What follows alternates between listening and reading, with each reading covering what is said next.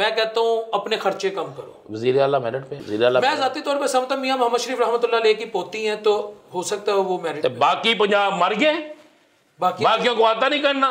बाकी मुस्लिम लीग नून में कोई ऐसा आदमी नहीं है क्या? ख्वाजा सलमान रफीक नहीं है या ख्वाजा साद रफीक नहीं था क्या? बाकी लोग नहीं थे? सब मैशत को कौन बेहतर करेगा? अगर अता तारर के बयान पे हम आ जाएं तो फिर तो समझो बेहतरी है, लेकिन अगर ज़मीनी हक़ाइक़ देखें फिर कैसे बेहतर होगी मैशत? उस वक्त मैशत बेहतर होगी जब पाकिस्तान के अंदर सियासी इस्तेहकाम आए। कब आएगा? जब सब इकट्ठे हो जाएंगे, इलेक्शन को इलेक्शन समझेंगे, इंतकामी कार्रवाइयाँ ख़त्म हो जाएंगी, सियासी आपको लगता है कि बानी पीटीआई को खान साहब को रिलीफ मिल जाएगा आने वाले दिनों में? बात यह है कि बानी पीटीआई को रिलीफ देना पड़ेगा, लेकिन मूड तो नहीं लग रहा अभी। फैसले कुछ अल्लाह के होते हैं, कुछ ज़मीन पे होते हैं। ज़मीन के फैसले और अल्लाह के फैसलों में ज़मीन आसमान का फ़र्क होता है। लेकिन आप भी और मियां नवाज शरीफ साहब, शहबाज साहब कह रहे हैं जिन्होंने ये इस मुल्क को इस हाल पे पहुंचाया उनके लिए कोई माफ़ी नहीं, और वो सारा खान साहब पे इल्ज़ाम लगा रहे हैं। अल्लाह उनको ज़िंदगी दे, सेहत दे, तंदुरुस्ती दे, वो देखेंगे। क्या देखेंगे? कि जिसने मुल्क के साल पे पहुँचाया वो कानून के कटहरे में होगा? हाँ इंशाल्लाह। वैसे इस मुल्क को इस हाल पे आज महंगाई का जिम्मेदार कौन है? अगर मैं राना साहब से पूछो, राना साहब इतनी महंगाई है कौन जिम्मेदार है? भाईजान एक तुसी देख मैं हूँ सर असी तो ना IMF ते बंदे कर्जा ते दूर दी गल, असी तो IMF दी कभी बिल्डिंग भी नहीं अपने सामने वेखी। तो फिर कौन है जिम्मेदार? मैं आपसे पूछने आया हूँ, सीखने आया हूँ। मैं बता रहा हूँ, नवाज शरीफ है। मैं आपसे पूछने आया। मैं वैसे आपसे पूछता हूँ। मुझे लगता है जो भी यहाँ रूलिंग करता रहे वो जिम्मेदार है। तो बस फिर और इस आप और क्या जवाब? लेकिन वो नहीं ना मानते, वो कहते हम नहीं थे। वो तो कभी भी नहीं माने, वो नहीं, उसके मानने से क्या होगा? अच्छा कल भी उन्होंने कहा मुझे क्यों निकाला, ये आपको कोई उनकी शिद्दत लगती है? यानी 2018 से इसके बाद वो कहेंगे मुझे क्यों बुलाया, फिर उसके बाद कहेंगे मैं चल जाए। नहीं इस दफ़ा नहीं हो जाएंगे। एक नून लीगी कहता है बड़े गुस्से में है और प्लानिंग कर रहे हैं इनकलाब लाने की, माशी इनकलाब, और वो कह रहे हैं कि इस दफ़ा वो आंखों में आंखें डालकर और शेर की धार से मैदान में उतर रहे हैं। मैंने सुना है, तो आप कह रहे हैं वो कहेंगे मैंने बाहर भेजो। चलिए आप मुझे ये बताइएगा, जब आप, मैं आपसे सुन रहा हूँ जी जी और आज इस पर स्टडी करूँगा। ठीक है चले। अच्छा राना साहब अगला सवाल, अब थोड़ा मैशत पे आ जाते हैं। आपको लगता है इनके पास कोई प्लान है जो इस वक्त मैशत की हालत है, महंगाई? बिलाल मेरी दुआ है कि अल्लाह करे कि ये इतना कुछ ले जाए, इस मुल्क के हालात को बेहतर कर दें। मेरी इनके लिए ये दुआ है। इनको इक़्तिदार मिला है 47 के तहत मिला हो या 45 के तहत मिल गया, इनको मिल गया। अल्लाह करे ये सारा कुछ कर जाए। आपको लगता है इनमें कैपेबिलिटीज़ हैं? इनमें देखें सारे अरस्तू इनके पास हैं, सारे अरस्तू इनके पास हैं। अगर अब भी रास्ता नहीं निकलता फिर दाल में काला घर से है। नहीं रास्ता तभी तक तो नहीं निकला, 4-5 माह गुजर गए, तो फिर आगे भी नहीं निकलेगा।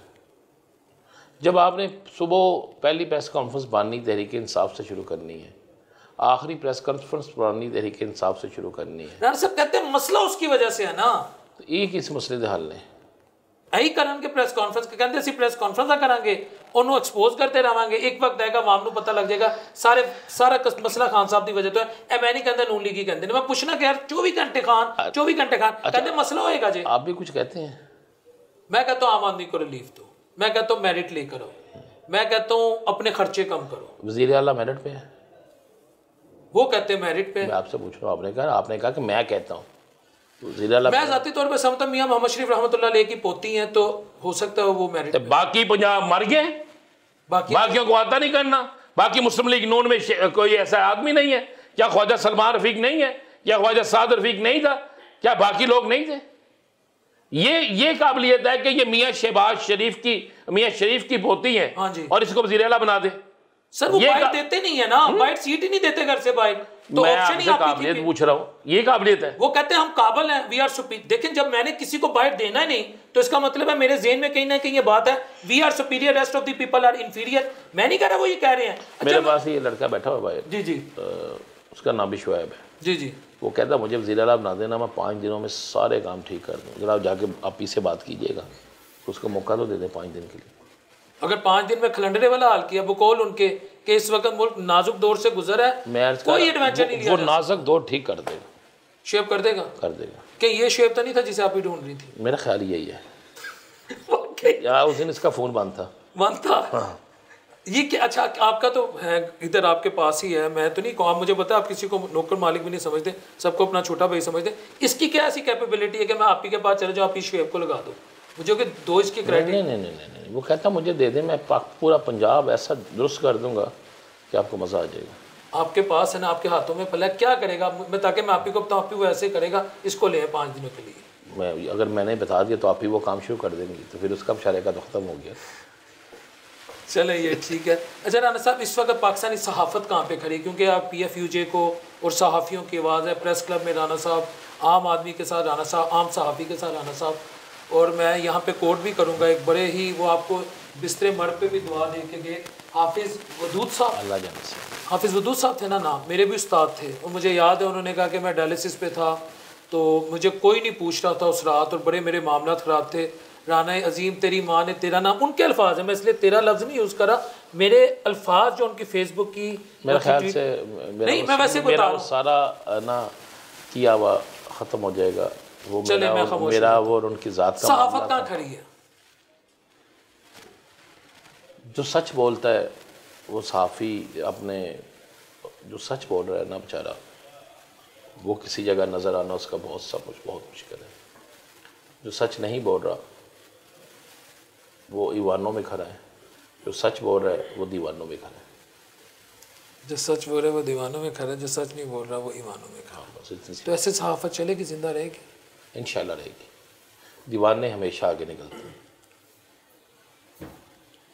Very good. डॉक्टर साहब, मैं जो चंद सवाल रखे थे उसमें से एक सवाल ये भी है, खुदा दी कसम जेड़े मेरे उन जज्बात ने बींगा पाकिस्तानी, आम आदमी इज्जत वेचन ते मजबूर है, आम आदमी इंज करन ते मजबूर है, आम आदमी बच्चियां नूं स्कूल तो हटाउण ते मजबूर है, आम आदमी थाने नहीं जाता अगर उहदे नाल ज़्यादती होए, आम आदमी कचहरी नहीं जाता अगर उहदे नाल ज़्यादती होए, आम आदमी नूं मीटर लवाना है वो सुसर कोलों, पनवैये कोलों, साले कोलों, मैं गल करें पैसे मंगेगा तो मीटर लवाएगा, मैं आम आदमी की गल करें।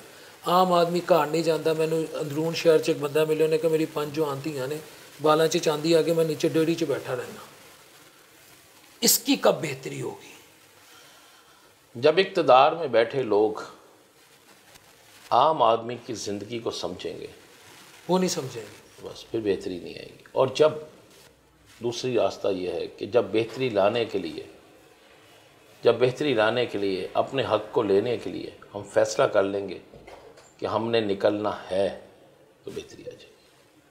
रसूल पाक सल्लल्लाहु अलैहि वसल्लम ने फरमाया, लक़द काना, कुरान मजीद में ना लक़द काना फरमाने के बल्कि कुरान पाक में है कि लक़द काना लकुम फ़ी रसूलिल्लाहि उस्वतुन हसनह।